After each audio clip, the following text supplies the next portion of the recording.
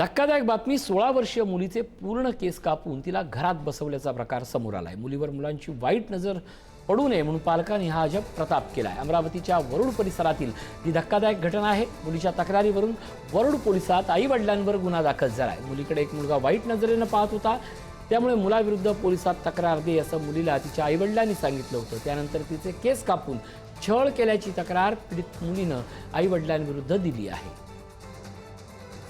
आपल्याकडे म्हणताय तुम्ही ज्या प्रकरणाचं बोलता आहे ते म्हणजे असं की त्या जी मुलगी आहे ती आपल्याकडे आल्यानंतर असं दिसलं की तिचं टक्कल केलेलं आहे आणि मग विचारल्यानंतर तिने सांगितलं की माझ्या आईने आणि वडिलांनी टक्कल केलं।